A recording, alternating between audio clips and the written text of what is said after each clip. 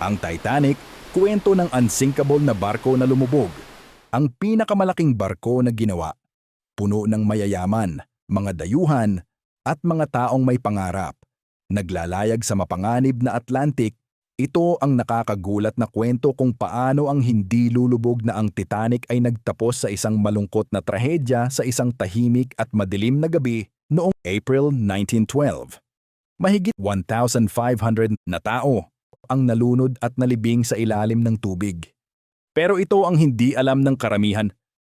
Ang kapalaran ng Titanic ay maaaring naiwasan sa maraming pagkakataon. 6 na babala tungkol sa yelo ang hindi pinansin. Isang malapit na barko na maaaring nakapagligtas sa lahat. At mahahalagang desisyon pagkatapos bumangga sa iceberg na nagpasiguro sa pagkalubog ng barko. Ang Titanic ay nananatiling pinakamalaking aral sa kasaysayan tungkol sa sobrang tiwala ng tao.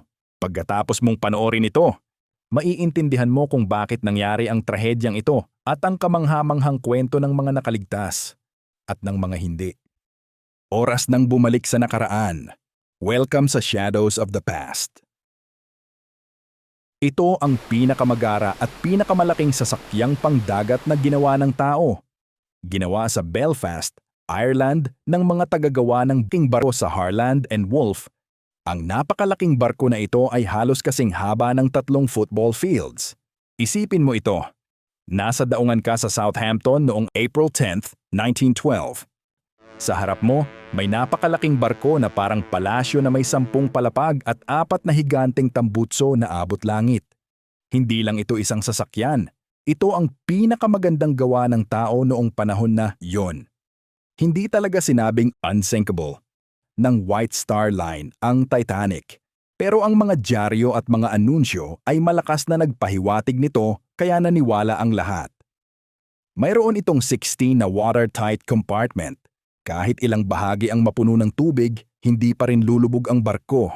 Hindi nila alam. Ang sobrang tiwala na ito ang direktang hahantong sa sakuna. Ang Titanic ay may mga bangka pang ligtas na sapat lang para sa kalahati ng mga pasahero at tauhan nito. Ang kaligtasan ay naging pangalawa sa luho at sa paniniwala na hindi lulubog ang barko. Isipin mo muna yan.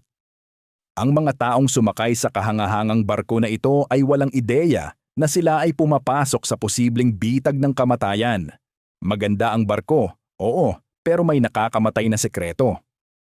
Sa Titanic, ang iyong tsansa na mabuhay o mamatay ay hindi lang dahil sa swerte. Ito ay depende sa klase ng iyong tiket. Hindi lang simpleng barko ang Titanic. Para itong salamin ng lipunan noong 1912, may kasamang lahat ng luho at matinding agwat sa pagitan ng mayaman at mahirap. Sa first class, ang mayayamang pasahero tulad ni John Jacob Astor IV, ang pinakamayamang tao sa barko, ay nasisiyahan sa mga mamahalin na kwarto na may sariling lugar para maglakad. Kumakain sila sa malaking silid kainan na may masasarap na pagkain, nagpapahinga sa Turkish baths, at lumalangoy sa pool sa loob ng barko. Ito ay luho na lampas sa imahinasyon. Pero sa third class, ang mga dayuhan na papunta sa Amerika ay natutulog sa mga simpleng kwarto na pinagsasaluhan ng mga estranghero. Kumakain sila ng mga normal na pagkain sa siksikang silid kainan at limitado ang gamit nila sa mga kagamitan ng barko. Gaya ng 2 toilet para sa 700 pasahero na bumili ng tiket na 2nd klase. Nang tumama ang sakuna, ang pagkakaiba ng klase ay naging nakamamatay.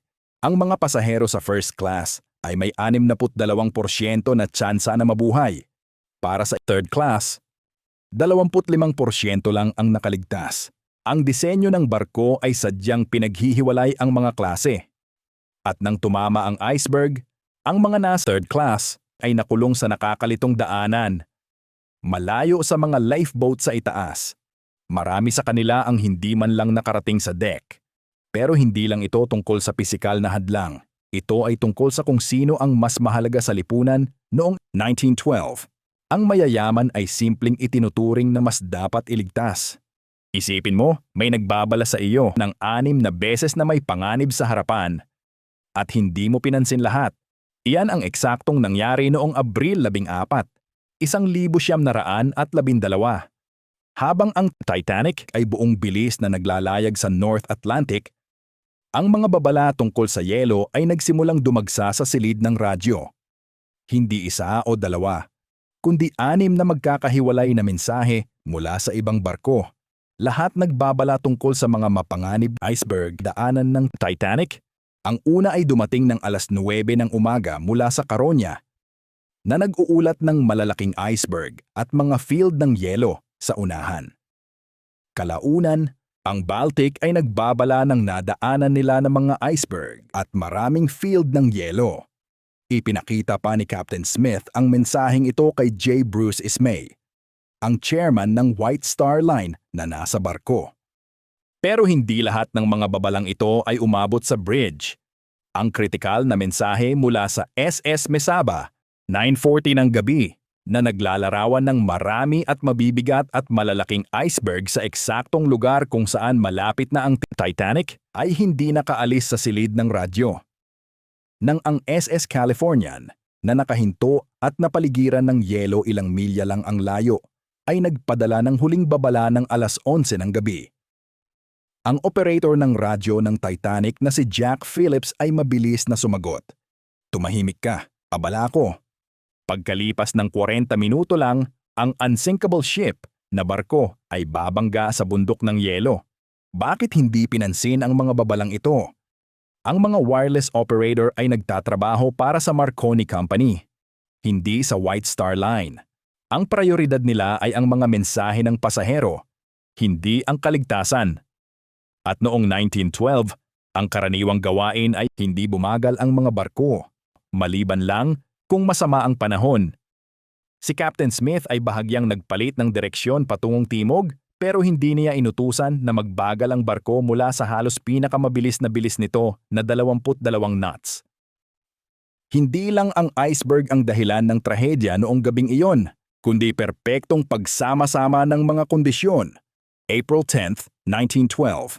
Ang gabing iyon, puno ng bituin ang langit, pero walang buwan na nagbibigay liwanag sa madilim na dagat. Ramdam ang ginaw habang bumababa ang temperatura. Pero ang pinakakapansin-pansin ayon sa mga nakaligtas, ang dagat ay napakatahimik, halos walang alon. Ang sobrang tahimik na dagat ay nagdulot ng delikadong problema. Sa normal na sitwasyon, ang mga alon na bumabangga sa paanan ng iceberg ang nagsisilbing babala mula sa malayo. Pero noong gabing iyon, walang alon, kaya halos imposibleng makita ang yelo. Ang mga nagbabantay sa crow's nest ay wala pang binocular. Nawala ang mga ito bago pa man nagsimula ang paglalakbay. Nang 11:40 ng gabi, si Lookout Frederick Fleet ay nakakita ng madilim na bagay sa unahan. Pinatunog niya ang babalang kampana ng 3 beses at tumawag sa bridge. "May malaking iceberg nasa harapan." Si First Officer Murdoch ay nag-utos ng hard a starboard, pagliko ng barko pakaliwa noon, at pinapaurong ang mga makina. Nagsimulang lumiko ang barko pero huli na. Ang malaking iceberg ay dumampi sa kanang gilid ng barko na bumuta sa hull sa ilalim ng tubig. Sa loob lang ng ilang minuto, 5 compartment ng barko ang pinasok ng tubig. Si Thomas Andrews, ang mismong nagdisenyo ng Titanic, ay nagbigay ng nakakagulat na babala kay Captain Smith. "Lulubog ang barko, sigurado na ito, ayon sa kalkulasyon." May natitira na lang mahigit 2 oras bago tuluyang lumubog ang Titanic. Inakala ng mga tao na hindi lulubog ang Titanic pero nagkamali sila. Ang barko ay gawa sa bakal na matibay, pero sa malamig na tubig, mas madaling masira ang bakal. Ang mga iceberg ay napakatigas, parang lumulutang na bato. Nang tumama ang Titanic sa iceberg, ang matalas na yelo ay sumira sa gilid ng barko at gumawa ng mga butas. Ang barko ay may 16 na espesyal na kwarto na tinatawag na watertight compartments. Ginawa ang mga ito para mapigilan ang tubig na kumalat kung nasira ang barko. Inakala ng mga tao na lulutang pa rin ang barko kung mapuno ng tubig ang 4 sa mga compartment na ito. Kaya nila sinabi na hindi ito lulubog. Maraming tao ang nagtiwala sa bagong teknolohiya at naniwala na ang barko ay masyadong malaki at matibay para lumubog, pero pinatunayan ng kalikasan na mali sila.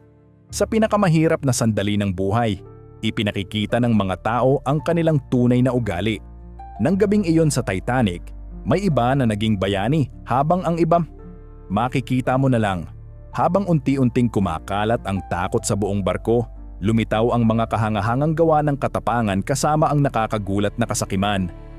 Ang banda ng barko, pinamunuan ni Wallace Hartley, ay nagtipon sa deck at nagsimulang tumugtog ng musika para pakalmahin ang natatakot na mga pasahero. Tuloy-tuloy silang tumugtog ng higit sa 2 oras habang lumulubog ang barko hanggang sa dulo. Walang isang musikero ang nakaligtas.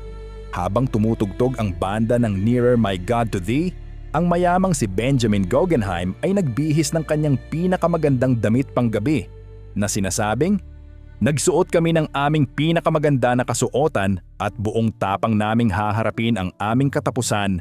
Si Isidore Straus, ang matandang may-ari ng Macy's Department Store, at ang kanyang asawang si Ida ay tumangging maghiwalay.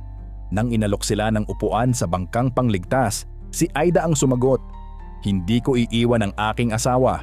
Kung magkasama ka mabuhay, magkasama rin kaming mamamatay." Huling nakita ang mag-asawa na magkatabing nakaupo sa isang silya sa deck, tahimik na naghihintay sa kanilang katapusan. Pero hindi lahat ay gumawa ng tama. May ilang lalaki na nagkunwaring babae para lang makasakay sa lifeboat. Ang pinaka-pinag-usapan ay si J. Bruce Ismay, ang boss ng White Star Line. Sumakay siya sa lifeboat kahit may mga babae at batang naiwan sa lumulubog na barko. Si Captain Smith, na 40 taon nang nagtatrabaho sa dagat at ito na ang huling biyahe niya bago mag-retire, ay nanatili sa command ng barko hanggang sa pinakahuli. Ang huli niyang bilin sa kanyang mga tauhan, maging matatag, parang isang tunay na British. Isipin mo na lang, marahil ang pinakamalungkot na bahagi ng kwento ng Titanic ay maraming tao ang namatay kahit pwedeng maligtas.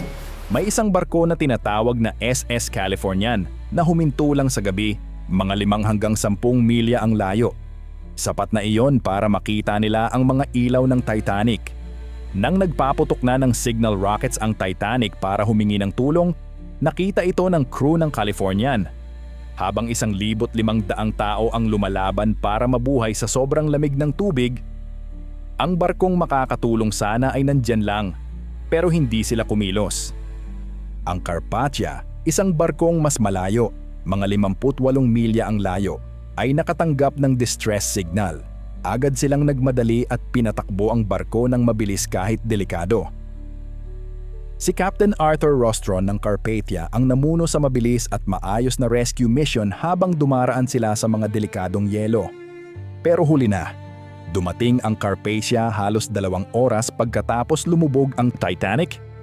Sa sobrang lamig ng tubig, 28 degrees Fahrenheit o -2 degrees Celsius.